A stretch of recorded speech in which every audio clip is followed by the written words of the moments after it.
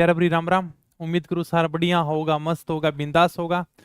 आज अपने प्यारा सा टॉपिक है जिसका नाम है राजस्थान की नहरें। तो ये अपन टॉपिक स्टार्ट करने जा रहे हैं। हालांकि अपने को सिंचाई की परियोजनाओं के क्वेश्चन लेके आने थे, लेकिन मैं नहरों के और सिंचाई परियोजनाओं के एक साथ में सवाल लेकर आ जाऊंगा। एग्जाम में किस प्रकार के सवाल पूछे गए हैं, तो ये टॉपिक ज्यादा बड़ा भी नहीं है।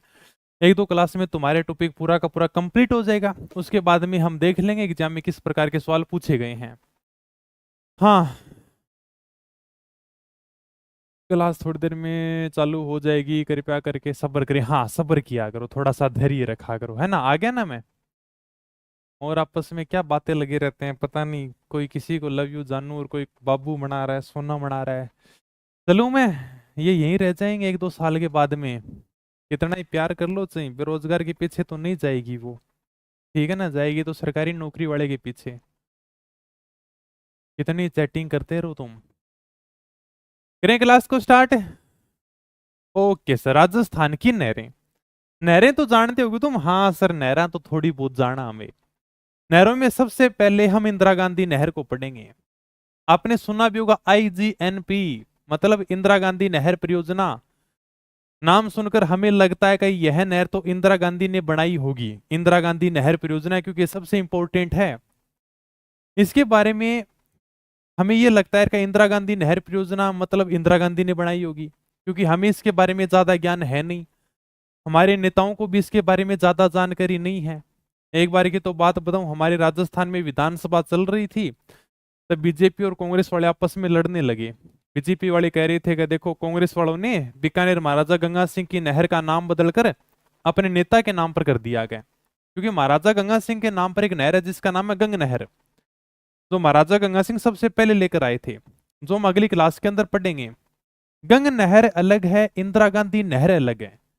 हालांकि यूट्यूब पर आपको खूब ऐसी वीडियो देखने को मिल जाएंगी जिसमें बताया गया है कि गंग नहर का नाम बदल के इंदिरा गांधी नहर कर दिया गया था, लेकिन ये गलत बात है। दोनों नहरें अलग अलग हैं। इसी बात पर हमारे नेता लड़ रहे थे कि बीकानेर महाराजा गंगा सिंह के नाम पर थी गंग नहर, और कांग्रेस वालों ने देखो इसका नाम क्या कर दिया, इंदिरा गांधी नहर कर दिया। क्या कांग्रेस वाले भी खड़े हुए विधानसभा के अंदर और बोले कि देखो हमारी मर्जी है, हम तो ऐसी नहरों का नाम बदलेंगे। क्या उनको भी पता नहीं था। अगर उस समय कोई मेरे जैसा शिक्षित व्यक्ति होता तो बोलता कि सर, इंदिरा गांधी नहर और गंग नहर दोनों क्या है, अलग अलग हैं। तो आज हमें जो सबसे पहले पढ़नी है उसका नाम है इंदिरा गांधी नहर। ये जो आप फोटो देख रहे हो ना आपके सामने, ये सब फोटो आपकी इंदिरा गांधी नहर की है। ये वो नहर है जिसने मरुस्थल को हरा भरा करने का काम किया है। इस मरुस्थल की धरती पर आपको सुई ढूंढोगे ना तो सुई मिल जाएगी, लेकिन आपको पानी नहीं मिलेगा। इस नहर का सबसे पहले विचार महाराजा गंगा सिंह के दिमाग में आया था कि मरुस्थल की भूमि के ऊपर भी पानी आना चाहिए। ये विचार महाराजा गंगा सिंह के 1899 के अंदर आता है, क्योंकि 1899 के अंदर भयंकर अकाल पड़ता है, जिसे हम छप्पनिया का काल कहते हैं। 1899 में पड़ा सर, और उसे क्या कहते हैं, छप्पनिया का काल कहते हैं। अगर विक्रम संवत की बात करें ना, क्योंकि अपनी दादी है, मम्मी है, पिताजी हैं, वो सारे के सारे विक्रम संवत कैलेंडर के हिसाब से चलते हैं। तो विक्रम संवत कैलेंडर ये ईस्वी है। जैसे हम बात करेंगे 2025, अगर आपको विक्रम संवत देखना है तो इसमें 57 जोड़ दीजिए, और जैसे 1899 के अंदर 57 जोड़ते हैं तो आता है 1956, और इसको हमने कहा था छप्पनिया का काल। ये हम जब क्लास संस्कृति में कैलेंडर पढ़ते हैं तो वहां पर और भी ज्यादा विस्तार से चर्चा करते हैं। ऐसा काल पड़ा, छप्पनिया काल है, कि पीने का पानी तो बहुत दूर की बात है, लोगों को खाने के लिए कुछ भी नहीं मिला था। उसमें लोगों ने खेजड़ी के छिलके उतार उतार के खाए थे। खेजड़ी मतलब जांटी। तब बीकानेर महाराजा गंगा सिंह ने सोचा कि कुछ भी हो, मुझे इस मारवाड़ की भूमि के ऊपर पानी लेकर आना है, लेकिन पानी तो नदियों से आएगा, और बीकानेर और चूरू में तो एक भी नदी नहीं है, तो भाई साहब नहर कैसे आई। महाराजा गंगा सिंह के अंग्रेजों के साथ में बहुत अच्छे संबंध थे, और उन्होंने अंग्रेजों को बोला कि कुछ भी करो लेकिन बीकानेर में पानी लेकर आओ। क्या और बीकानेर महाराजा गंगा सिंह का शुक्रिया है जो इस मरुस्थल की भूमि के ऊपर वो पानी लेकर आए। सबसे पहले उनके मन में विचार आया। आज हमें जो नहर के आसपास में हरा भरा क्षेत्र देखने को मिलता है, इस मरुस्थल की भूमि पर हमें जो पानी देखने को मिलता है, वो सब इंदिरा गांधी नहर की देन है। इसलिए हमारे क्षेत्र की अगर मैं बताऊं, चूरू, गंगानगर, हनुमानगढ़, बीकानेर की, तो वहां के जो बुजुर्ग लोग हैं, बूढ़ियां हैं, उनसे आपको दो बातें जरूर सुनने को मिलेंगी। एक तो कहे हमने छपनिया का काल देखा है, मेरे दादू जी हमेशा कहते तो कि मैं छपनिया को काल देखो, जबकि वो टाइम में मेरे दादू जी हो ही को नहीं छपनिया के काल का महीना 1899 के अंदर हो ही को नहीं, फिर भी कहते तो कि मैं यानी कि छपनिया को काल देखे हो गए। फेमस डायलॉग था, किसी भी बुजुर्ग आदमी से जाकर पूछना, उधर फेमस डायलॉग है, मैंने छपनिया का काल देखा है। दूसरा उनका डायलॉग ये होता था कि हमने बीकानेर महाराजा गंगा सिंह की फौज में काम किया है। अगर उस क्षेत्र में जाओगे ना, चूरू है, हनुमानगढ़ है, बीकानेर वाले क्षेत्र में, तो ये दो बातें आपको फिक्स सुनने को मिलेंगी, हर आदमी से सुनने को मिलेंगी जो बुजुर्ग आदमी है। उधर का आदमी किसी राजा महाराजा को जाने या न जाने, लेकिन सभी व्यक्ति महाराजा गंगा सिंह के बारे में परिचित हैं। और जब भी महाराजा गंगा सिंह का नाम हमारे क्षेत्र में लिया जाता तो बड़े गर्व से लिया जाता, हम बड़ा गर्व महसूस करते हैं, क्योंकि हर किसी से नाम सुनने को मिलता महाराजा गंगा सिंह की फौज। महाराजा गंगा सिंह नहर लेकर आए थे, हमने उसके साथ काम किया था, उनके समय में हमने छपनिया का काल देखा था, क्योंकि महाराजा गंगा सिंह ने अपनी जनता के लिए काम किया था। नहर की रूपरेखा तैयार करने का काम कोई इंजीनियर करेगा भैया, नहीं कि नहर किस प्रकार से बनेगी, राजा तो आदेश दे देगा चलो यार कि नहर लेकर आएंगे, अंग्रेजों से बातचीत करेंगे, लेकिन ये जो नहर की डिजाइन तैयार की जाएगी, इसकी रूपरेखा तैयार की जाएगी, नहर कहां से आएगी, कहां तक जाएगी, उसमें पानी कैसे आएगा, ये जो सारी की सारी रूपरेखा तैयार की थी, एक इंजीनियर थे जिनका नाम था कंवर सेन, जो हिसार हरियाणा के थे, उनको काम सौंपा गया कि आप यानी कि नहर की योजना बनाओ। लेकिन 1943 में महाराजा गंगा सिंह की बंबई में कैंसर से मृत्यु हो जाती है। इसके बाद में महाराजा शार्दुल सिंह राजा बनते हैं, जो बीकानेर रियासत के अंतिम शासक थे। शार्दुल सिंह ने कहा कि हमें महाराजा गंगा सिंह के सपने को पूरा करना है। उन्होंने कहा था कि मरुस्थल की भूमि के ऊपर पानी आना चाहिए, तो हमें इसके लिए और भी ज्यादा प्रयास करने चाहिए। 1948 में एक रिपोर्ट तैयार की जाती है जिसका नाम था बीकानेर में पानी की आवश्यकता, और यह रिपोर्ट भारत सरकार को भेजी जाती है।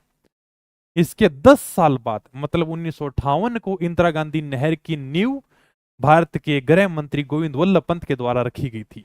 गोविंद वल्लभ पंत बाद में उत्तर प्रदेश के पहले मुख्यमंत्री भी थे। ठीक है, इस इंदिरा गांधी नहर का शुरुआत में नाम हुआ करता था राजस्थान नहर, लेकिन जब 31 अक्टूबर 1984 को इंदिरा गांधी की मृत्यु हो जाती है, तब भारत सरकार ने 2 नवंबर 1984 को इस नहर का नाम बदल के इंदिरा गांधी नहर कर दिया था। ये हमने थोड़ी सी प्रारंभिक बातें की हैं, और ये सारी की सारी बातें मैं तुम्हें आराम से समझाऊंगा। ठीक है, तो नहरों के बारे में हम पढ़ रहे हैं, तो सबसे पहले अपनी जो नहर है, सबसे इंपॉर्टेंट नहर है, उसका नाम है इंदिरा गांधी नहर परियोजना।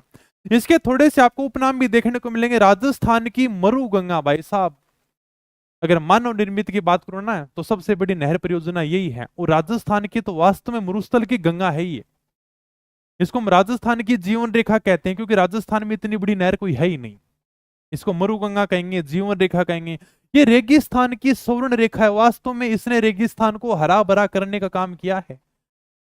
उस मरुभूमि के ऊपर इसने आसपास में हरियाली ला दी, तो ये क्या है, रेगिस्तान की स्वर्ण रेखा है।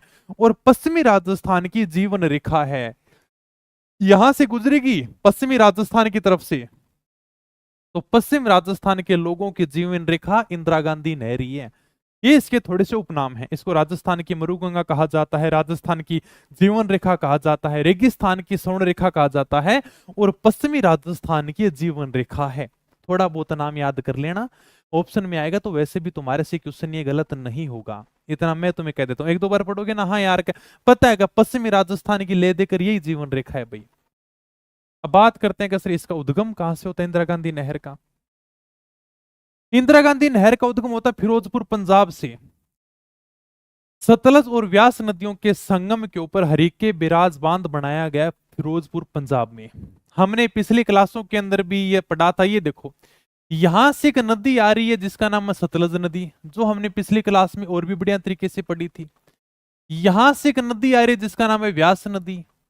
यहां पर एक बांध बनाया गया है 1952 के अंदर, जिसका नाम है हरीके बिराज बांध। यहां पर बांध बनाया गया है हरीके बिराज बांध, जो 1952 में बनाया गया था, और इसी बांध से अपनी इंदिरा गांधी नहर निकाली गई है। मतलब जहां पर ये सतलज व्यास नदियां हैं, यहां पर एक बांध बना दिया, हरीके बिराज बांध, 1952 के अंदर बनाया था ये बांध।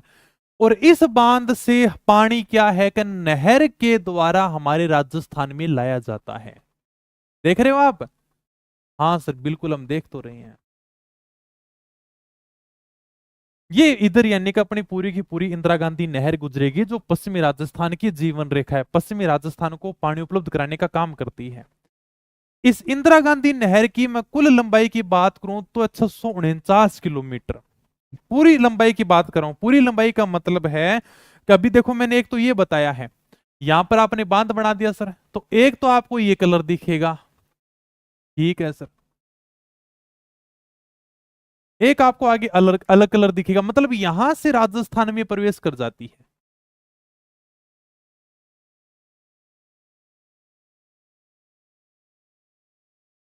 अगर इसकी मैं टोटल लंबाई की बात करूं ना, तो टोटल लंबाई है इंदिरा गांधी नहर की 649 किलोमीटर।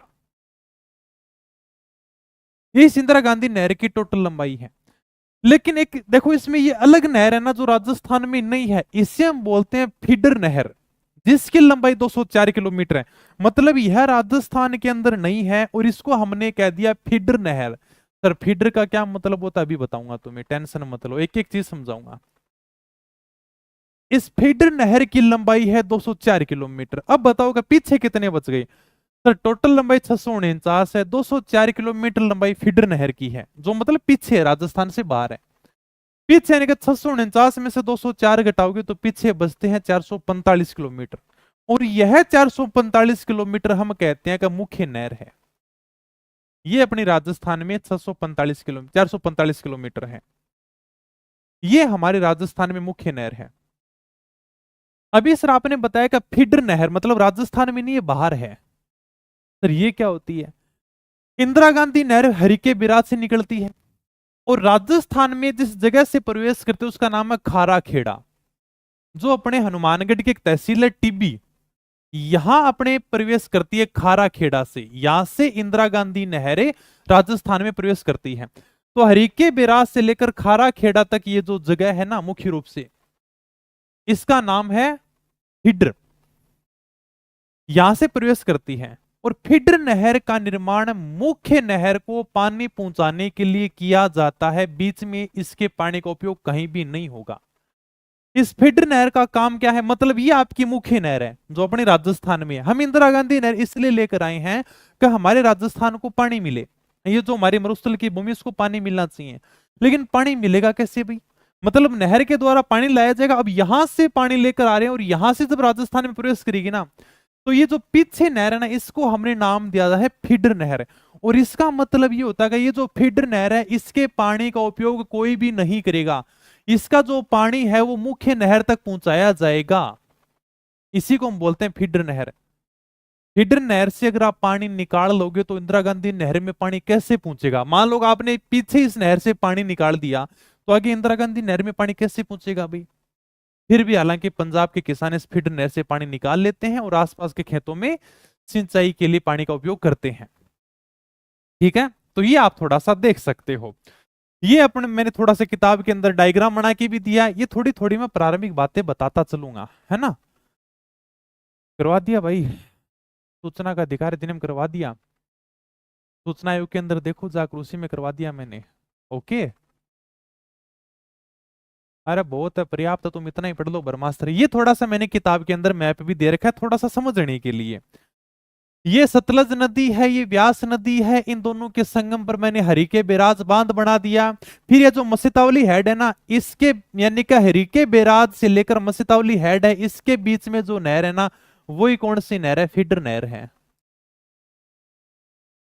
ओके, ये जो पीछे नहर है ना, मसितावली हेड से लेकर मतलब आगे मसितावली हेड से ये मतलब पॉइंट शुरू हो जाता है, हालांकि प्रवेश कर जाती है लेकिन मसितावली हेड से पॉइंट माना जाता है। यहां मतलब मसितावली हेड से लेकर हरिके बिराज के बीच में जो नहर है ना, इसे हम कहते हैं फीडर नहर। और इसके बाद में हमारे राजस्थान की मुख्य नहर शुरू हो जाती है इंदिरा गांधी नहर, जो कहां तक है, मसितावली हेड से लेकर मोहनगढ़ जैसलमेर तक है। ये थोड़ा सा आप केवल डायग्राम के माध्यम से समझ सकते हो। इस प्रकार से दो नदियां आती हैं, सतलज और व्यास, इन नदियों के संगम पर हरिके बिराज को बांध को बना दिया, जो फिरोजपुर पंजाब में है, सतलज व्यास नदियों के संगम पर है। और इससे यानी क्या इंदिरा गांधी नहर निकाली गई है। आगे मस्तावली हेड है हनुमानगढ़ में, मस्तावली हेड से लेकर हरिके बिराज बेंत के बीच में यानी कि जो नहर है ना, इसे हम कहते हैं फीडर नहर, मतलब इसका पानी कोई भी उपयोग नहीं कर सकेगा। ये फीडर नहर है जिसकी लंबाई कितनी है 204 किलोमीटर, और मस्तावली हेड से लेकर मोहनगढ़, और मोहनगढ़ तक लंबाई कितनी है 445 किलोमीटर। टोटल अगर जोड़ें तो कितनी आ जाएगी 649 किलोमीटर आ जाएगी। और उसके बाद में आगे मैंने थोड़ा सा और नहर का विस्तार कर रखा है डायग्राम के अंदर, मतलब गडरा रोड बाड़मेर तक भी ले जाने का प्रस्ताव है। कभी इस नहर को और भी आगे लेकर जाएंगे। कल पीवाईक्यू क्यों नहीं करवाए, क्योंकि ये दोनों टॉपिक साथ में हो जाएंगे, नहर और परियोजना। इसके बाद में मैं सारे के सारे पीवाईक्यू करवा दूंगा, ठीक है, क्योंकि नहर छोटा सा टॉपिक है, तो इसको फिनिश कर लेते हैं। बताओ ये डायग्राम अगर किसी के नहीं समझ में आए तो आराम से पूछ सकता है। यहां तक अगर कोई भी बात समझ में नहीं आए तो आराम से तुम पूछ सकते हो। फीडर नहर मैंने बता दिया, मुख्य नहर तक पानी पहुंचाने के लिए पीछे जो नहर है ना, इसका नाम दे रखा है फीडर नहर, जो 204 किलोमीटर राजस्थान से बाहर है। इसके बाद मुख्य नहर तो वैसे शुरू हो जाती है मस्तावली हेड से, जो हनुमानगढ़ में है। तो मस्तावली हेड से लेकर मोहनगढ़ तक है ना, ये अपनी मुख्य नहर है भाई, जो 445 किलोमीटर है। और इनको आपस में पूरा जोड़ें तब हम कहेंगे इंदिरा गांधी नहर की पूरी लंबाई 649 किलोमीटर है। हाँ बताओ, ठीक है। चलो आगे, नॉर्मल से मैंने प्रारंभिक बातें बताई हैं और धीरे धीरे हम बातों को समझते जाएंगे। उद्गम कहां से होता है ये बात मैंने बता दी। हरिके बिराज बांध फिरोजपुर पंजाब में, वहां पर सतलुज और व्यास नदियों का संगम, वहां से इंदिरा गांधी नहर का उद्गम होता है। राजस्थान में प्रवेश होता है इसका खारा खेड़ा टीबी हनुमानगढ़ से, ठीक है, ये भी सर आपने बता दिया। ओके, मुख्य उद्देश्य क्या है, अब ये थोड़ा सा समझना। मुख्य उद्देश्य क्या है कि रावी व्यास नदियों के पानी का उपयोग करना। सर ये क्या बात हुई, हमने पिछली क्लास में सिंचाई परियोजनाओं के अंदर पढ़ा था। एक मैंने तुम्हें वहां पर परियोजना पढ़ाई थी जिसका नाम था व्यास परियोजना। उस व्यास परियोजना में मैंने इराडी आयोग बताया था, और उस इराडी आयोग के अंदर एक बात लिखाई थी कि रावी व्यास नदियों के जल बंटवारे को लेकर राजीव लोंगे वाला समझौता होता 1985 में। इसके तहत न्यायमूर्ति इराडी की अध्यक्षता में इराडी आयोग का गठन किया जाता है। बताओ किसी ने याद किया है कि नहीं किया, मुझे जल्दी से कमेंट ये करके बताओ कि उस इराडी आयोग में राजस्थान का जो जल का हिस्सा था ना वो कितना था, फटाफट बताओ। एक दिन क्लास नहीं होती है तो थोड़ा सा तुम रिवीजन किया करो। अब मुझे जल्दी से इस चीज को बात बताओ कि मैंने व्यास परियोजना के अंदर इराडी आयोग लिखाया था। उस इराडी आयोग में मैंने ये कहा था कि जो रावी व्यास नदियों का अतिरिक्त जल है ना, ज्यादा जल है, मतलब जल का बंटवारा चल रहा था भाई, यानी कि हरियाणा में कितना जल मिलेगा, पंजाब को कितना मिलेगा, राजस्थान को कितना पानी देंगे, इसके लिए इराडी आयोग का गठन किया गया था। और उसमें राजस्थान का हिस्सा तय किया गया था। मुझे जल्दी से बताओ कि राजस्थान का हिस्सा कितना था। शाबाश, बहुत बढ़िया, 20% था सर जी। अलका मैंने 20% लिखा ही नहीं भाई। पप्पू लाल मीणा 15%, ये चीज तो मैंने लिखा ही नहीं 15%। इराडी आयोग तुमने पढ़ा ही नहीं फिर,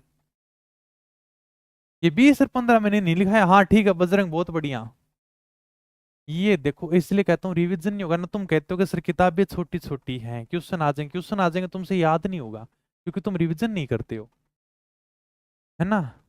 अब देखो यही होता है, केवल एक दो ने आंसर सही दिए हैं। एक दिन पहले क्लास हुई थी, किसी को पता ही नहीं, कोई 15% कह रहा है। इराडी आयोग की लास्ट लाइन देखो, अरे मुझे पता है भाई कि मैंने तुमको लिखाया था। किताब अगर तुम्हारे पास में तो खोल के देखो, इराडी आयोग की लास्ट लाइन क्या थी। इसमें राजस्थान का हिस्सा 86 लाख एकड़ फुट निर्धारित किया गया था। किसी के बात याद आई, इराडी आयोग की लास्ट लाइन देखो, पिछली क्लास में मैंने तुम्हें समझाया था। यही होता है, रिवीजन के बिना क्या करोगे फिर। मतलब इराडी आयोग उसमें यह तय किया गया था कि राजस्थान को 86 लाख एकड़ फुट पानी मिलेगा। जो रावी और व्यास नदियों के जल बंटवारे को लेकर विवाद हो गया था कि किस राज्य को कितना पानी दिया जाएगा। हरियाणा वाले बोले कि हमें इतने दो, क्या पंजाब वाले बोले कि नहीं हम ज्यादा पानी रखेंगे, राजस्थान वाले बोले कि नहीं हम ज्यादा रखेंगे, क्या हमें भी थोड़ा बहुत पानी मिलना चाहिए क्या। तो राजीव लोंगे वाला समझौता 1985 सेकंड ग्रेड वालों, तुम तो बढ़िया तरीके से ध्यान रखना, ये पूछा जाता है इराडी आयोग है। तो राजीव लोंगे वाला समझौता के तहत न्यायमूर्ति मतलब न्यायाधीश इराडी थे, इनकी अध्यक्षता में आयोग का गठन किया गया था। और उसमें जल का बंटवारा किया गया था कि किस राज्य को कितना पानी मिलेगा, हमें केवल राजस्थान से मतलब है। तो इसमें राजस्थान का हिस्सा रखा गया था 86 लाख एकड़ फुट पानी। वह पानी मरुस्थलीय क्षेत्र में इंदिरा गांधी नहर के द्वारा लाया जाएगा। उस 86 लाख को जब हम मिलियन में लिखते हैं, मतलब 1 मिलियन में 10 लाख होते हैं। ये कितने हैं? 86 लाख। मैंने लिखाया था पिछली क्लास में, देखो 86 लाख एकड़ फुट पानी दिया गया था। इसमें लाख को अगर मिलियन में लिखता हूं, मतलब 10 लाख, तो आएगा 8.6 मिलियन एकड़ फुट। ये पानी राजस्थान के लिए निर्धारित किया गया था। तो राजस्थान को 86 लाख एकड़ फुट पानी मिलता है। इसमें से 75 लाख एकड़ फुट पानी का उपयोग मरुस्थलीय क्षेत्र में पेयजल और सिंचाई के लिए होगा। मतलब राजस्थान को कितना पानी मिलेगा? राजस्थान को पानी मिलेगा 86 लाख एकड़ फुट। उस इराडी आयोग में ये बात कही गई थी। और इसमें लाख को किस में लिख दूं? मिलियन में लिख दूं। 1 मिलियन मतलब 10 लाख। जैसे हम कहते हैं यार उस यूट्यूब चैनल के 10 लाख हो गए, मतलब 1 मिलियन सब्सक्राइबर हो गए, तो वही बात है। तो 8.6 मिलियन एकड़ फुट पानी राजस्थान को दिया जाएगा इन नदियों के द्वारा। और फिर इसमें यह कहा गया कि इस 86 लाख एकड़ फुट में से 7.59 मिलियन एकड़ फुट पानी का उपयोग इंदिरा गांधी नहर के लिए होगा। बात समझ में? मरुस्थलीय क्षेत्र के लिए होगा। अब आप कहोगे सर देखो लगभग यानी कि 86 लाख इधर था, 75 लाख इधर था, सर 10 लाख कहां पर चला गया पानी? मतलब हमें तो यानी कि 86 लाख एकड़ फुट पानी चाहिए क्या? आपने बताया कि ठीक है हमें राजस्थान वालों को 86 लाख पानी मिलेगा। आप कह रहे हो कि इंदिरा गांधी नहर के अंदर पानी का 75 लाख, सर 10 लाख कहां गया? ये तो बात आती है ना कि सर आप पूछोगे यार 10 लाख एकड़ फुट पानी कहां चला गया? बाकी वाला जो पानी वो राजीव गांधी सिद्धमुख नहर परियोजना और गंग नहर लेकर चले जाएंगे, जो हम आगे पढ़ेंगे गंग नहर के अंदर है। और राजीव गांधी सिद्धमुख नहर परियोजना है ना, उसका भी उद्देश्य यही है कि ये जो रावी व्यास नदियों का अतिरिक्त जल है ना, इसका उपयोग करना का। इस प्रकार से पानी का बंटवारा किया गया है। अपने को यह ध्यान रखना है कि मरुस्थलीय क्षेत्र में इंदिरा गांधी नहर को कितना पानी मिलेगा? तो इस 8.6 मिलियन एकड़ फुट में से 7.59 मिलियन एकड़ फुट पानी का उपयोग मरुस्थलीय क्षेत्र में पेयजल और सिंचाई की सुविधा के लिए उपलब्ध कराया जाएगा। तो हमें पानी मिलेगा इसमें से इतना पानी मरुस्थलीय क्षेत्र में, जो आपका मरुस्थल वाला क्षेत्र है ना, इसके अंदर पीने का पानी मिलेगा आपको और सिंचाई का पानी मिलेगा। इतना पानी है वो इंदिरा गांधी नहर के द्वारा आपको उपलब्ध कराया जाएगा। और एग्जाम में पूछा गया क्वेश्चन है, पूछा गया क्वेश्चन, इंदिरा गांधी नहर मतलब कितना पानी राजस्थान को मिलेगा इंदिरा गांधी नहर के द्वारा? टोटल तो हमें इतना मतलब उपलब्ध कराया जाएगा उन नदियों के द्वारा, रावी व्यास नदियों के द्वारा, ठीक है। उसके अंदर इतना पानी इंदिरा गांधी नहर के द्वारा मरुस्थलीय क्षेत्र में आएगा और यह हमें पेयजल और सिंचाई की सुविधा के लिए मिलेगा। बात समझ में आई कि नहीं आई? आराम से पूछ सकते हो। फिर मैं आगे चलता हूं। हाँ बताओ समझ में आई कि नहीं आई? फिर मैं आगे चलूं। इतिहास तो यूट्यूब के ऊपर कहाँ करवाएंगे, ऐप पे करवा रखा है पूरा। कॉपी पेस्ट तो भाई चलते रहेंगे ऐसे ही है। चलो आ जाओ। भारत की सबसे बड़ी मानव निर्मित नहर परियोजना है जिसकी परिकल्पना मतलब जिसकी कल्पना बीकानेर के महाराजा गंगा सिंह ने की थी, और इसके लिए जो पहला कदम उठाया था वो बीकानेर के महाराजा शार्दुल सिंह ने उठाया था। ये बात मैंने तुम्हें शुरुआत के अंदर बता दी। ये भारत की सबसे बड़ी मानव के द्वारा निर्मित नहर परियोजना है। इतनी बड़ी नहर परियोजना जो मरुस्थलीय क्षेत्र में पानी उपलब्ध करा रही है, ये भारत की सबसे बड़ी मानव के द्वारा बनाई गई नहर परियोजना है, सबसे बड़ी नहर परियोजना है। और इसकी जो सबसे पहले कल्पना की थी वो की थी बीकानेर के महाराजा गंगा सिंह ने। इनके मन में विचार तब आया जब यानी क्या हमारे बीकानेर की तरफ छप्पनिया का काल पड़ा। उसमें क्या फोटो देख सकते हो, ये छप्पनिया के अकाल की फोटो है। बड़ा भयंकर अकाल था ये। Okay sir. Engineer Kanwar Sen, जिसे हम नहर का जन्मदाता और योजनाकार भी कहते हैं। अब कोई ना कोई तो इंजीनियर होगा, घर का नक्शा इंजीनियर तैयार करता है, ठीक है। कोई नहर बनाएगा तो वो भी इंजीनियर बनाएगा, तो कोई ना कोई इंजीनियर तो चाहिएगा। हाँ सर, उसका नाम था कंवर सेन, जिनको हम नहर का योजना जन्मदाता भी कहते हैं और योजनाकार भी कहते हैं। उन्होंने योजना बनाई थी कि नहर किस प्रकार से हमारे मरुस्थलीय भूमि के अंदर आएगी। इतने भयंकर तापमान था कि लोग यहाँ पर काम करने के लिए खुश नहीं थे। यार उस मारवाड़ की भूमि पर इतनी भयंकर गर्मी पड़ती है, हम कैसे नहर बनाएंगे, क्या हमसे तो काम होगा ही नहीं। लेकिन फिर भी लोगों को राजी किया, नहर बनाने के लिए नहर की रूपरेखा तैयार की और बीकानेर में पानी लेकर आई। तो इसलिए हम कंवर सेन को क्या कहते हैं, नहर का जन्मदाता और नहर के योजनाकार है। इन्होंने योजना तैयार की थी। नहर की रूपरेखा तैयार करके बीकानेर में पानी की आवश्यकता रिपोर्ट 1948 में भारत सरकार को भेजी थी। मतलब इंजीनियर कंवर सेन थे, उन्होंने एक रिपोर्ट तैयार की थी कि बीकानेर में पानी की आवश्यकता, बीकानेर में क्या पानी की आवश्यकता, ऐसी रिपोर्ट तैयार की और भारत सरकार को भेज दी। कभी कुछ भी करो, हमारे बीकानेर के महाराजा गंगा सिंह का सपना था और उन्होंने एकीकरण में सबसे पहले हस्ताक्षर किए थे। आप उनके सपने को पूरा करो, हमारे बीकानेर के अंदर पानी आना चाहिए। और बीकानेर में क्या पानी की आवश्यकता है, ऐसी रिपोर्ट तैयार करके भारत सरकार को 1948 में भेज दी जाती है। इसके 10 साल बाद में इस नहर की नींव रखी जाती है गोविंद वल्लभ पंत के द्वारा, 31 मार्च 1958 को। प्रारंभ में इसका नाम हुआ करता था राजस्थान नहर, शुरुआत में इसका नाम राजस्थान नहर हुआ करता था। शिलान्यास कब किया गया, 31 मार्च 1958 को गोविंद वल्लभ पंत के द्वारा किया गया था। गोविंद वल्लभ पंत उसमें कौन थे, केंद्र के अंदर गृह मंत्री थे। ये मैंने थोड़ी सी इनके बारे में जानकारी भी लिख रखी है। यूपी के पहले सीएम रह चुके हैं, ठीक है। अंग्रेजी हुकूमत के खिलाफ इन्होंने लड़ाई लड़ी थी, कई बार जेल भी गए थे, स्वतंत्रता सेनानी थे। ये अपने को ध्यान मत रखना, कहीं तो मैंने रट्टा मारने लग जाओ नोट्स में लिख लो, नहीं, कोई मतलब नहीं है, ठीक है। ये केवल समझाने के लिए भी आप फोटो देख लो, उसमें भारत के जो गृह मंत्री थे गोविंद वल्लभ पंत, वो आते हैं 31 मार्च 1958 को इसकी नींव रखते हैं। और अभी सर आपने बताया कि इसका शुरुआत में नाम हुआ करता था राजस्थान नहर, मतलब 1958 से लेकर 1984 तक इसका नाम राजस्थान नहर ही था। उसके बाद में इंदिरा गांधी की मृत्यु हो जाती है और 2 नवंबर 1984 को राजस्थान नहर का नाम बदल के क्या कर दिया जाता है, इंदिरा गांधी नहर कर दिया जाता है। बाद में इसका नाम क्या जाता है, 31 अक्टूबर को उनकी मृत्यु होती है और बाद में 2 नवंबर को इस नहर का नाम बदल के इंदिरा गांधी नहर परियोजना कर दिया जाता है। तो इंदिरा गांधी के निधन के बाद में 2 नवंबर 1984 को राजस्थान नहर का नाम बदल के इंदिरा गांधी नहर परियोजना कर दिया गया था, ठीक है। अब इस परियोजना का जो निर्माण है वो 2 चरणों में होता है, ये भी थोड़ा सा ध्यान रखना। ये जो अपनी इंदिरा गांधी नहर परियोजना है, इसका निर्माण 2 चरणों में हुआ था। 2 चरण कौन से सर, फोटो में देखोगे तो आराम से समझ में आ जाएगा। पहला चरण तो वही है कि मसीतावली से शुरू होगा, बीकानेर तक जाएगा। यहां से शुरू होती है अपनी मसीतावली हेड से, तो मसीतावली हेड से एक गांव है सत्तासर बीकानेर के अंदर।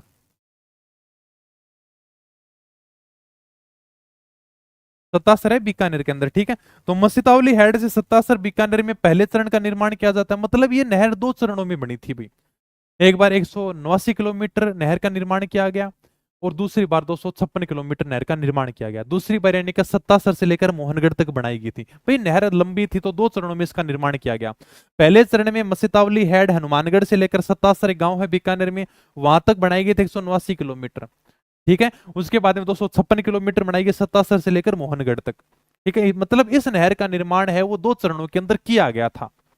ओके सर, यही बातें हैं बस। पहला चरण है कि मसीतावली हेड से सत्तासर गांव है बीकानेर में, यहां तक 189 किलोमीटर मुख्य नहर का निर्माण किया गया था। पहला चरण ये था। इसमें गंगानगर, हनुमानगढ़, बीकानेर जिले शामिल किए गए थे। और दूसरे चरण में सत्तासर बीकानेर से मोहनगढ़ जैसलमेर तक 256 किलोमीटर मुख्य नहर का निर्माण किया गया है। इंदिरा गांधी नहर परियोजना, जिसे हम क्या कहते हैं शॉर्टकट में IGNP कहते हैं, इंदिरा गांधी नहर परियोजना। ये जो मुख्य नहर है वो राजस्थान के 5 जिलों से गुजरती है, थोड़ा सा ध्यान रखना। ये जो इंदिरा गांधी नहर है ना वो राजस्थान के 5 जिलों से गुजरती है। खारा हनुमानगढ़ से प्रवेश करेगी, हनुमानगढ़ के बाद में बीकानेर में जाएगी, सॉरी हनुमानगढ़ के बाद में गंगानगर, गंगानगर के बाद में बीकानेर, फिर फलोदी, जैसलमेर। तो इंदिरा गांधी की जो मुख्य नहर है वो राजस्थान के 5 जिलों से होकर गुजरती है। हनुमानगढ़ है, हनुमानगढ़ के पास में गंगानगर है, गंगानगर से नीचे बीकानेर है, बीकानेर के नीचे फलोदी है, फलोदी के नीचे जैसलमेर है। तो इन 5 जिलों से इंदिरा गांधी नहर होकर गुजरती है, ठीक है। ओके सर, ये मैंने बात लिखी है। इंदिरा गांधी नहर परियोजना की मुख्य नहर है वो राजस्थान के 5 जिलों हनुमानगढ़ से गंगानगर, बीकानेर, फलोदी, जैसलमेर से होकर गुजरती है। मतलब इस प्रकार से ये जो नहर है ना आपकी इंदिरा गांधी नहर, जो मुख्य नहर है वो यानी कि 5 जिलों से गुजरती है। हनुमानगढ़ के पास में गंगानगर है, गंगानगर के नीचे बीकानेर है, बीकानेर के नीचे फलोदी है, फलोदी के आगे जैसलमेर है। हो जाएगा ध्यान में, बस नॉर्मल सी बातें हैं। ये मैंने बता दिया तुम्हें, टेंशन लेने की जरूरत ही नहीं है। इंदिरा गांधी नहर की कुल लंबाई कितनी है, 649 किलोमीटर है। मतलब टोटल इसकी लंबाई कितनी है, 649 किलोमीटर है। अगर मैं बात करूं हरिके बिराज से मसीतावली हेड, ये जो है ना ये फीडर नहर है। मतलब ये आपका हरिके बिराज है, ये आपकी मसीतावली हेड है हनुमानगढ़ में। इसे हम क्या बोलते हैं, इसे हम बोलते हैं फीडर नहर। पीछे नहर है जो अपने राजस्थान में नहीं है, ये फीडर नहर है। इसकी लंबाई है 204 किलोमीटर, मैंने पहले भी समझा दिया तुम्हें। और इसके बाद में आगे मसीतावली हेड से लेकर मोहनगढ़ तक इसकी लंबाई बचती है 445 किलोमीटर। इसे हम क्या बोलते हैं, मुख्य नहर बोलते हैं। ये हमारे राजस्थान की मुख्य नहर है जो राजस्थान के 5 जिलों से होकर गुजरती है। और पीछे वाला जो क्षेत्र है वो पंजाब के अंदर है। ओके, चलो आगे, चलो सर आगे। नॉर्मल सी बातें तो आपने बता भी दी हैं। मुख्य नहर मस्जितावली हनुमानगढ़ से मोहनगढ़ जैसलमेर तक है, ये वो सेम टू सेम बात आ गई, ये लिखने की जरूरत ही नहीं थी। ये देखो मुख्य नहर कहां तक है भाई, मुख्य नहर है मस्जितावली हेड से मोहनगढ़ तक है। ये मस्जितावली हेड रहा, ये मोहनगढ़ रहा, यहां पर जो 445 किलोमीटर है ना, ये इंदिरा गांधी की मुख्य नहर है। अंतिम छोर मोहनगढ़ है। अब देखो मैंने आगे वाली फोटो क्यों लगा रखी है, ये जो अंतिम छोर है ना, अंतिम छोर फोटो में देखो, ये जो अंतिम छोर है इंदिरा गांधी नहर का, ये अंतिम छोर कौन सा है, मोहनगढ़ तक जाती है। ये इंदिरा गांधी नहर का जो अंतिम छोर है वो मोहनगढ़ है, लेकिन इसे आगे गडरा रोड तक ले जाया जाना प्रस्तावित है। मोहनगढ़ तक तो जाती है, लेकिन इसे 165 किलोमीटर आगे और लेकर जाना है, ऐसा सरकार ने प्रस्ताव रख रखा है। सरकार ये कह रही है कि मोहनगढ़ तक है वो इंदिरा गांधी नहर आ गई, अब हम इसको 165 किलोमीटर आगे और बढ़ाएंगे भाई।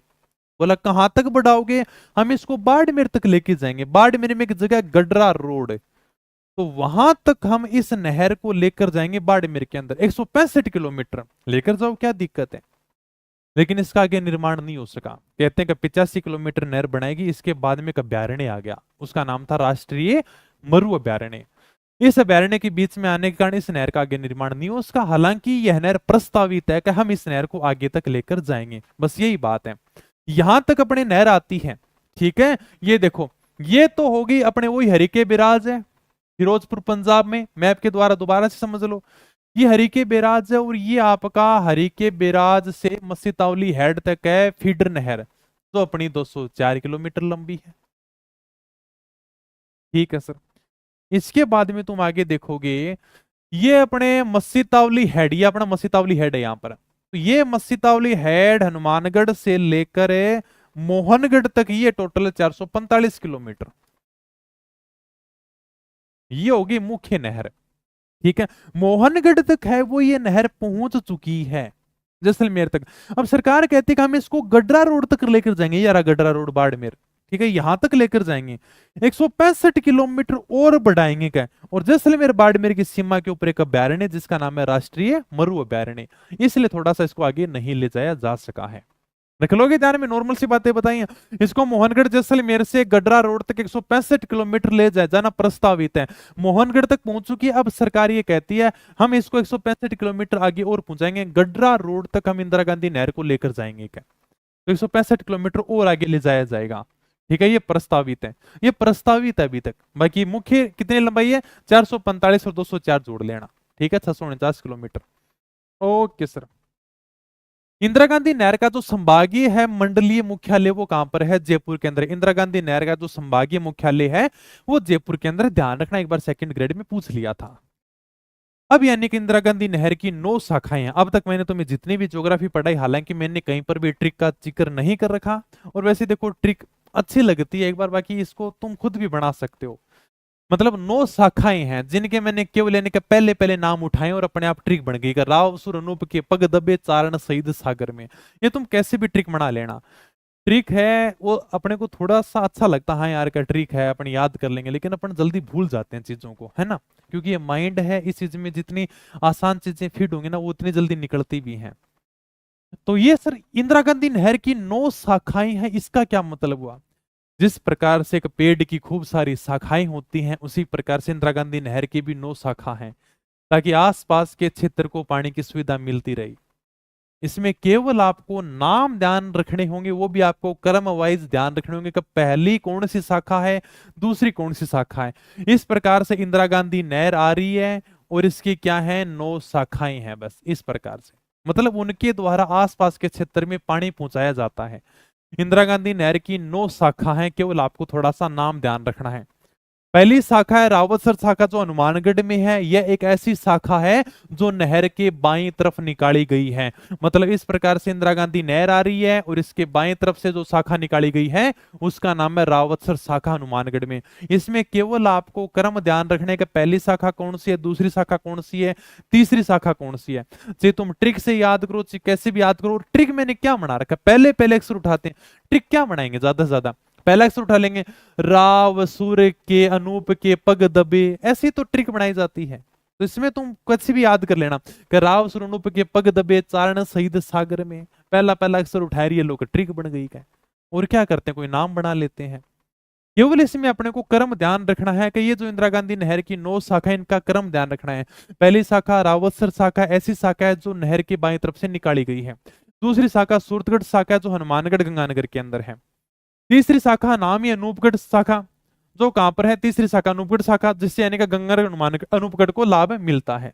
ठीक है, ओके। अनूपगढ़ शाखा गंगानगर अनूपगढ़, अनूपगढ़ नहीं होगा ये, है ना। पहली शाखा रावसर शाखा अनूपगढ़ है, दूसरी शाखा हनुमानगढ़ गंगानगर, हनुमानगढ़ और गंगानगर होगा। अनूपगढ़ तो वैसे भी नहीं होगा, पुराना वाला डाटा है ना। इसमें थोड़ा सा क्या है कि पुरानी वाली मिस्टेक करती, ओके। इसमें अनूपगढ़ नहीं होगा भाई। कौन कौन से जिलों में फैले, तो जिले अनूपगढ़ हट ही चुके हैं, तो यहां से आपको ये नाम हटाना पड़ेगा। वैसे किताब के अंदर तो नहीं होनी चाहिए मिस्टेक, है ना ये। हाँ, किताब के अंदर नहीं है। तीसरी शाखा अनूपगढ़ शाखा है, जो कौन से जिले में है, गंगानगर के अंदर है। ये सबसे लंबी शाखा है। एक बात आपको थोड़ा सा लिखना पड़ेगा, वैसे है अगर आपके पास में किताब तो टेंशन लेने की जरूरत ही नहीं है। हो सकता है मैंने किताब में लिखा हूं, मैं चेक कर लूं, तुम बताओ किताब में लिख रखा है कि नहीं लिख रखा, या फिर मैं चेक करूं। ये सबसे लंबी शाखा है। 1 मिनट में देख लेता हूँ किताब लाके, बताओ तब तक मुझे। हाँ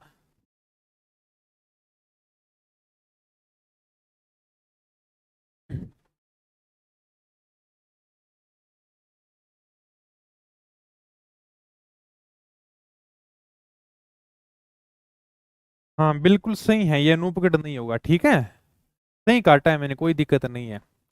इसमें आगे एक आगे लाइन है कि सबसे लंबी शाखा, अगर पीडीएफ अपलोड करवा दूंगा क्लास, हाँ लिखा है, हाँ बढ़िया बात है, क्लास के अंदर लिखा है, किताब में लिखा हुआ भी है। तो अनूपगढ़ को हटा देना, फिर अपने अनूपगढ़ को हटा देना, और ये लिखना अनूपगढ़ शाखा गंगानगर के अंदर है। ये थोड़ा सा पीडीएफ में मिस्टेक कर दी भाई ने, ये नहीं, पुराने जिलों वाली पीडीएफ रख दी, अनूपगढ़ का अनूपगढ़ कर दिया, यहाँ से अनूपगढ़ हट जाएगा, यहाँ से अनूपगढ़ हट जाएगा, क्योंकि अभी अनूपगढ़ जिला नहीं है। चौथी शाखा पुंगल शाखा बीकानेर में, पांचवी दत्तौर शाखा बीकानेर में, छठे ने कहा बरसलपुर शाखा है जो कहां पर है, बीकानेर के अंदर है। ओके, ठीक है सर। छठी शाखा बरसलपुर के साथ में यानी कि चारण वाला शाखा होगी जो बीकानेर फलोदी जैसलमेर के अंदर है। बस सर हो गया। आठवीं शाखा शहीद बिरबलराम शाखा है जैसलमेर में। नौवीं यानी कि सागरमल गोपा शाखा है जो कहां पर है, जैसलमेर के अंदर है। ये 9 शाखाएं हैं जिनसे आसपास के जिलों को पानी की सुविधा थोड़ी सी उपलब्ध करा देते हैं, क्योंकि एक मुख्य नहर है, उसकी छोटी छोटी शाखाएं तो निकाली जाएंगी। जैसे मान लो एक पेड़ है, उसकी भी शाखाएं होती हैं, उसी प्रकार से इंदिरा गांधी नहर की 9 शाखाएं हैं। जो अंतिम शाखा है ना, उसका नाम है सागरमल गोपा शाखा, जो जैसलमेर में है। और इस शाखा के अंतिम छोर से बरकतुल्ला खां लिफ्ट नहर निकाली गई है, जिसका वर्तमान में नाम है बाबा रामदेव लिफ्ट नहर। और इसी लिफ्ट नहर से गड्रा रोड तक पानी ले जाया जाना प्रस्तावित। अभी हम कह रहे थे ना कि मोहनगढ़ से लेकर गड्रा रोड तक 165 किलोमीटर लंबी इंदिरा गांधी नहर बनाई जाएगी। तो जो अंतिम शाखा है ना, सागरमल गोपा शाखा, जो जैसलमेर में है, इस शाखा के अंतिम छोर से ही, मतलब जहां पर ये इंदिरा गांधी नहर जाकर समाप्त हो जाती है मोहनगढ़ में, वहीं पर बनाई गई सागरमल गोपा शाखा जैसलमेर में। तो इस शाखा का जो अंतिम छोर है ना, वहां से बरकतुल्ला खां लिफ्ट नहर, जिसका वर्तमान नाम है बाबा रामदेव लिफ्ट नहर, ये निकाली गई है, और यहीं से पानी गड्रा रोड तक ले जाया जाना प्रस्तावित है। अभी तक प्रस्तावित है। ठीक है, 9 शाखाएं याद रख लोगे। इसमें ज्यादा अपने को कुछ करना नहीं है, केवल आपको क्रम ध्यान रखना है कि भाई पहली शाखा कौन सी, दूसरी कौन सी, तीसरी कौन सी है। और मुझे पता है कि तुम आराम से इसका क्रम ध्यान रख लोगे। चलो मेरे साथ साथ मेरी रिवीजन ही कर लेते हैं। पहली शाखा मैंने बताई थी कि रावतसर शाखा, जो हनुमानगढ़ के अंदर है, एकमात्र शाखा है जो नहर की बाईं तरफ से निकाली गई है। दूसरी शाखा मैंने बताई थी सूरतगढ़ शाखा, जो हनुमानगढ़ गंगानगर में है। तीसरी शाखा अनूपगढ़ शाखा गंगानगर में, जो सबसे लंबी शाखा है। चौथी पुंगल शाखा है जो बीकानेर में है। पांचवी दत्तौर शाखा बीकानेर में। छठी बरसलपुर शाखा बीकानेर में। सातवीं चारणवाला शाखा बीकानेर फलोदी जैसलमेर में। आठवीं शहीद बिरबलराम शाखा जैसलमेर में। नौवीं सागरमल गोपा शाखा।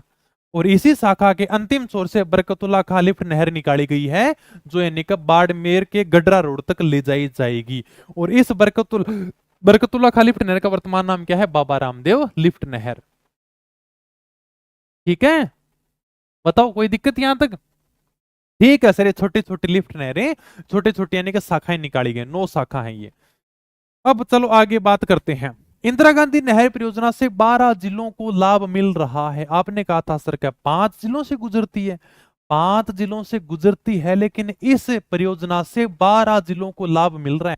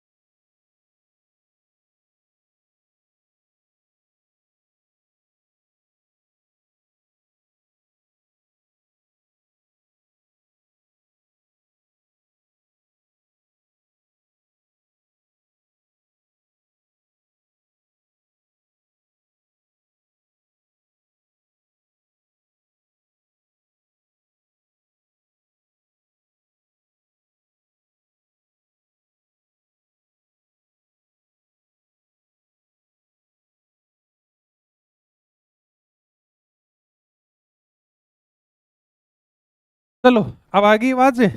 ओके। बेचारा माइक का सेल ही डाउन हो जाए, देख लियो मेरा सेल डाउन को नहीं हुआ ना। हाँ कोई बात नहीं, कोई, हाँ तुम इतना जल्दी फटाफट कमेंट करते हो ना, तब लगता है आवाज चली गई क्या। आ जाओ फिर। तो मैं ये बता रहा था कि इंदिरा गांधी नहर परियोजना से 12 जिलों को लाभ मिल रहा है। हालांकि इंदिरा गांधी नहर है वो 5 जिलों से गुजरती है, लेकिन इसका लाभ है वो 12 जिलों को मिल रहा है। जैसे अभी मैं क्या कह रहा था कि हमारे चूरू से इंदिरा गांधी नहर नहीं गुजरती, लेकिन फिर भी हमें लाभ मिलता है। सर आपको कैसे लाभ मिलता है? क्योंकि हमने जो पढ़ा था ना आपन योजना, जो जर्मनी के सहयोग से चलाई जा रही है, उसके अंदर जो पानी आता है ना वो इंदिरा गांधी नहर का पानी आता है। मतलब हमें चूरू वालों का, चूरू वालों को लाभ मिलता है इंदिरा गांधी नहर से। हालांकि गुजरती नहीं है। तो इंदिरा गांधी नहर परियोजना से जिन जिलों को लाभ मिल रहा है उनकी संख्या है 12। 6 जिले तो ऐसे हैं उन जिलों में सिंचाई की भी सुविधा मिलेगी और पीने का पानी भी मिलेगा। जैसे गंगानगर, हनुमानगढ़, चूरू, बीकानेर, फलोदी, जैसलमेर, इन जिलों में पीने का पानी भी मिलेगा और इनको सिंचाई की भी सुविधा मिलेगी। और 6 जिले ऐसे हैं जिनको केवल पीने का पानी मिलेगा। नागौर वालों को केवल पीने का पानी मिलेगा, सिंचाई का लाभ नहीं मिलेगा। नागौर जोधपुर पास पास में है, बाड़मेर बालोतरा पास पास में है, झुंझुनू सीकर पास पास में, इनको केवल पीने का पानी मिलेगा। और ये सीटी के अंदर पिछली बार सवाल भी आया था कि निम्न में से किस जिले को पेयजल की सुविधा नहीं मिलती है। ये पिछली बार सीटी के अंदर सवाल पूछा गया था, जिसमें ऑप्शन थे झुंझुनू, सीकर और जोधपुर, और चौथा ऑप्शन था पाली। यानी कि पाली के अंदर है वो इंदिरा गांधी नहर का कोई भी लाभ नहीं मिलता है, पाली जिले को। झुंझुनू सीकर वालों को भी कहीं ना कहीं इंदिरा गांधी नहर का पानी मिलता है, ठीक है। बाड़मेर बालोतरा वालों को मिलता है और जोधपुर नागौर वालों को भी इसकी सुविधा मिलती है। इस प्रकार से 12 जिले ऐसे हैं जो इंदिरा गांधी नहर के पानी का उपयोग कर रहे हैं। ठीक है सर, नॉर्मल सी बातें बताइए, कुछ भी एक्स्ट्रा नहीं है। इंदिरा गांधी नहर से राजस्थान का उत्तर पश्चिम भाग है वो सबसे ज्यादा लाभ उठा रहा है। ये नॉर्मल सी बात है, कोई बड़ी बात नहीं है सर। ये हमारा राजस्थान है और राजस्थान में ये उत्तर हो गया, ये दक्षिण हो गया, ये पूर्व हो गया और सर ये पश्चिम हो गया। ठीक है। और सबसे ज्यादा लाभ कहां पर मिलेगा सर? इंदिरा गांधी नहर यहां से गुजर रही है मतलब उत्तर पश्चिम, तो इस क्षेत्र में सबसे ज्यादा लाभ मिलेगा। मान लो सिंपल सा क्वेश्चन पूछ ले कि इंदिरा गांधी नहर से राजस्थान का कौन सा भाग सबसे ज्यादा लाभान्वित हो रहा है। अब ये तो है नहीं कि दक्षिणी भाग लाभ ले रहा है या पूर्वी भाग लाभ ले रहा है, यानी कि ये जो क्षेत्र है ना ये सबसे ज्यादा लाभान्वित हो रहा है क्योंकि नहर यहीं से गुजरती है। इंदिरा भी है, देखो बस अंतिम अपनी केवल लिफ्ट नहरें हैं। इंदिरा गांधी नहर के बाईं तरफ का इलाका नहर से थोड़ा ऊंचा है। जैसे मान लो कि यहां से ये नहर गुजर रही है, अब हमें इस नहर का पानी क्या करना, ऊपर पहुंचाना है। पानी ऊपर पहुंचाने के लिए लिफ्ट नहरों का उपयोग किया जाता है। मैंने पहले भी तुम्हें लिफ्ट नहरों के बारे में बताया है।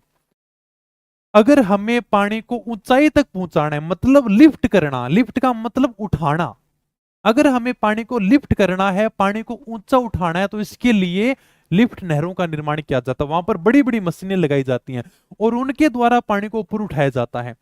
तो इंदिरा गांधी नहर के बाएं तरफ का जो इलाका है ना वो नहर के तल से ऊंचा है, इसलिए सिंचाई के लिए 7 लिफ्ट नहरों का निर्माण किया गया है। ये जो जैसे मान लो का इलाका है, ये तो मैंने नॉर्मल सी फोटो दिखाई, बाकी बहुत ऊंचा ऊंचा इलाका होता है और इस प्रकार से यानी कि लिफ्ट नहरें होती हैं। ये जैसे पाइप देखो कि नीचे से ऊपर आ रहा है मतलब नीचे का पानी ऊपर आ रहा है, ये लिफ्ट नहरें होती हैं। इस प्रकार से खूब सारी लिफ्ट नहरें लगाई जाती हैं। और ये जो फोटो है ना इंदिरा गांधी नहर की लिफ्ट नहर की फोटो है, नीचे से पानी ऊपर आ रहा है। आप खुद देख लो ये पाइप कैसे हैं सर, नीचे से पानी को लिफ्ट करके ऊपर ला रहे हैं, यानी के लिए बड़ी बड़ी मशीनें लगाई जाती हैं। तो ऐसी इंदिरा गांधी नहर के लिए 7 लिफ्ट नहरों का निर्माण किया गया है। ठीक है, इस प्रकार की लिफ्ट नहरें होती हैं। ठीक है, जो यानी कि नीचे के पानी को ऊपर लाने का काम करती हैं। बस यही होता है लिफ्ट नहर, समझ जाओगे? ओके सर, समझ गए। आ जाओ भी, ये थोड़ा सा नाम देख लेना, केवल आपको थोड़े से नाम ध्यान रखने। पहले जैसे चौधरी कुंभाराम आर्य लिफ्ट नहर है, इसका पुराना नाम हुआ करता था नोहर सावा लिफ्ट नहर। इस लिफ्ट नहर से किन किन जिलों को लाभ मिलता है? हनुमानगढ़, चूरू, झुंझुनू, बीकानेर वालों को लाभ मिलता है और झुंझुनू को पीने की सुविधा मिलती है। ये जो लिफ्ट नहर है इसका नाम है चौधरी कुंभाराम आर्य लिफ्ट नहर। दूसरी लिफ्ट नहर है कंवरसेन लिफ्ट नहर। हाँ ठीक है, दूसरी आप देखो कि कंवरसेन लिफ्ट नहर, ये जो लिफ्ट नहर इसका नाम है कंवरसेन लिफ्ट नहर, जिसका पुराना नाम हुआ करता था बीकानेर लूणकरणसर लिफ्ट नहर। इससे जो लाभ मिलता है वो लाभ मिलता है गंगानगर और बीकानेर जिलों को। ये सबसे पहले लिफ्ट नहर जो बनाई गई थी ना, वो यही थी, कंवर्सन लिफ्ट नहर। ठीक है, कंवर्सन ने सारी की सारी रूपरेखा तैयार की थी। तो सबसे पहले अगर कोई लिफ्ट नहर बनी थी तो कंवर्सन लिफ्ट नहर बनी थी, और सबसे लंबी लिफ्ट नहर है ना, वो भी यही है भाई। Okay sir. अगली है पन्नालाल बारूपा लिफ्ट नहर। ये केवल आपको नाम ध्यान रखने हैं, क्या बता रहे हो सर, चलो छोड़ो आ जाओ। ये केवल आपको नाम ध्यान रखने हैं, क्यों ज्यादा टाइम ले। चौधरी कुंभाराम आर्य लिफ्ट नहर, उसका पुराना नाम था नोहर सावा लिफ्ट नहर। ठीक है, रख लोगे ध्यान में। लाबानवे जिले हनुमानगढ़ है, चूरू है, झुंझुनू है, बीकानेर है। झुंझुनू को इसमें क्या मिलता है, केवल पेयजल मिलता है, मतलब इसको केवल पीने की सुविधा मिलती है इस लिफ्ट नहर से। ठीक है, दूसरी लिफ्ट नहर है कंवर्सन लिफ्ट नहर, जिसका पुराना नाम था बीकानेर लूणकरण लिफ्ट नहर। ठीक है, इससे लाभ मिलता है गंगानगर और बीकानेर को। यह जो कंवर्सन लिफ्ट नहर है, ये सबसे पहले निर्मित लिफ्ट नहर है, मतलब सबसे पहले बनाई गई थी, और ये सबसे लंबी लिफ्ट नहर है। 7 लिफ्ट नहर है जो केवल आपको ध्यान रखनी है। अगली है पन्नालाल बारूपा लिफ्ट नहर, इसका पुराना नाम हुआ करता था गजनेर लिफ्ट नहर। बीकानेर नागौर को इसका लाभ मिलता है, नागौर वालों को इसमें केवल पीने का पानी मिलता है। वीर तेजाजी लिफ्ट नहर जो सबसे छोटी लिफ्ट नहर है, इसका पुराना नाम था बांगड़सर लिफ्ट नहर, जो नाम चेंज करके कर दिया वीर तेजाजी लिफ्ट नहर। इससे लाभ मिलता है बीकानेर को, और यह क्या सबसे छोटी लिफ्ट नहर है। हाँ, ठीक है। किसी में लाभान्वित जिला, किसी में पूछ रहे हो, बीकानेर। ओके, हाँ इसमें बीकानेर ही है, वीर तेजाजी लिफ्ट नहर में। डॉक्टर करणी सिंह लिफ्ट नहर, रख लोगे सारे के सारे ध्यान में। पुराना नाम है कुलायत लिफ्ट नहर, और लाभान्वित जिले हैं बीकानेर और फलोदी। अगले जो लिफ्ट नहर, उसका नाम है गुरु जंबेश्वर लिफ्ट नहर, जिसका पुराना नाम है फलोदी लिफ्ट नहर। लाभ मिलता है बीकानेर और फलोदी को। ठीक है, ये अपने मतलब 7 लिफ्ट नहर है, किसको लाभ मिलता है ये अपने को ध्यान रखना का, इस लिफ्ट नहर से किसको लाभ मिलता है, ये ज्यादा पूछेगा, किस जिले को लाभ मिलता है। सबसे जो इंपोर्टेंट है वो लिफ्ट नहरें हैं, ये ज्यादा इंपोर्टेंट है। मतलब हमने अभी तक जितने भी इंदिरा गांधी नहर पढ़ी ना, वो एक तरफ है, और ये 7 लिफ्ट नहरें एक तरफ है। अंतिम जो लिफ्ट नहर है उसका नाम है जय नारायण व्यास लिफ्ट नहर, जिसका पुराना नाम हुआ करता था पोखरण लिफ्ट नहर। इसमें जैसलमेर और फरोदी को लाभ मिलता है।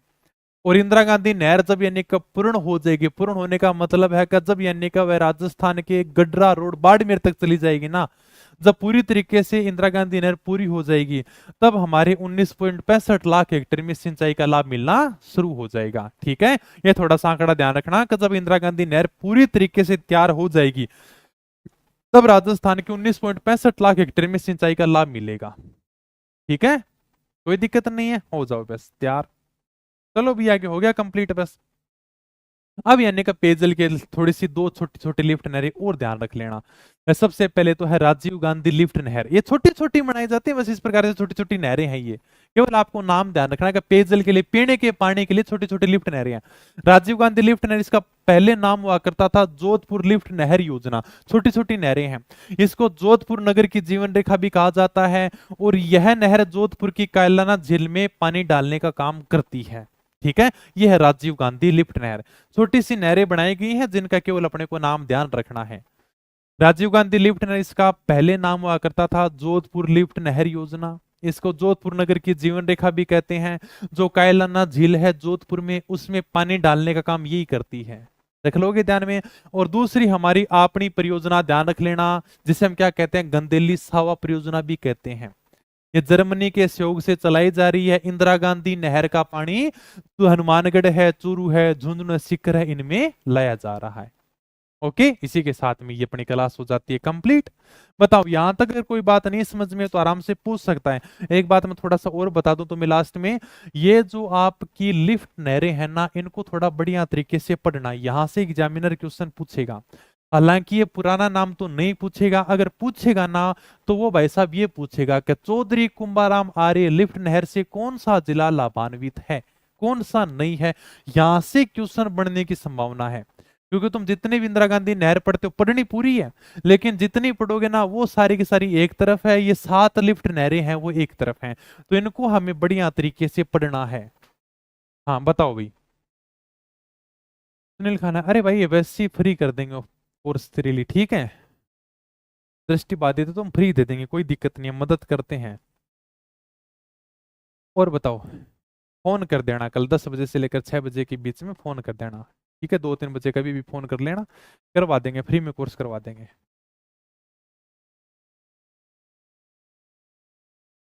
ठीक है, बताओ। बीकानेर से प्रणाम। ओके भाई, तो ये हमारी क्या हो चुकी है, लिफ्ट नहरें कंप्लीट हो चुकी हैं। सारी की सारी चीजें समझ गए ना, लिफ्ट नहरें समझ गए तो वहां सर 7 लिफ्ट नहरें बना रखी हैं पानी को ऊंचा उठाने के लिए। मतलब जो बाईं तरफ का इलाका है ना वो कुछ ज्यादा ही ऊंचा है, वहां पर मतलब पानी कैसे पहुंचाएंगे भाई। अब जैसे मान लो कि इंदिरा गांधी नहर ऐसी आ रही है, अब यानी कि बाईं तरफ ये जो इलाका है ना वो थोड़ा सा ज्यादा ही ऊंचा है, ऊपर उठा हुआ है। कैसे ऊपर उठा हुआ है सर, देखो एक बात मैंने तुम्हें बताई भी थी, इस चीज को हमें रटने की कोई जरूरत भी नहीं है, ये शुरुआत के अंदर हमने पढ़ा भी था।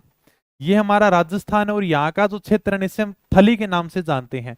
मरुस्थल का वो भाग जो ऊपर उठा हुआ है, और यहाँ से हमारी इंदिरा गांधी नहर आ रही है, ये भाग क्या है, ये भाग तली है सर। तली मतलब मरुस्थल का नीचे जो भाग है ना उसे हम कहते हैं तली।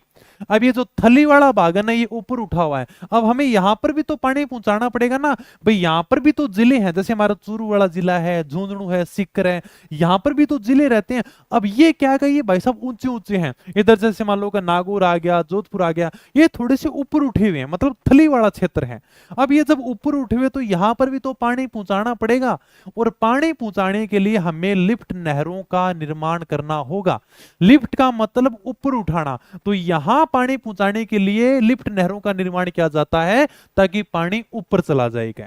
बस इसलिए क्योंकि बड़ी बड़ी मशीनें लगाई जाती हैं, और ये 7 लिफ्ट नहरें बनाई गई हैं जो मैंने बता दी। इन लिफ्ट नहरों से कौन से जिले को लाभ मिल रहा है वो अपने को थोड़ा सा ध्यान रखना है। ओके, और अगली क्लास में हम गंगा नहर के बारे में पढ़ेंगे, और अगली क्लास के अंदर हम नहरों को पूरा का पूरा कंप्लीट कर देंगे, फिर हम PYQ लेकर आ जाएंगे। तो मिलेंगे फिर नई वीडियो में, तब तक धन्यवाद, थैंक यू, जय हिंद, जय भारत।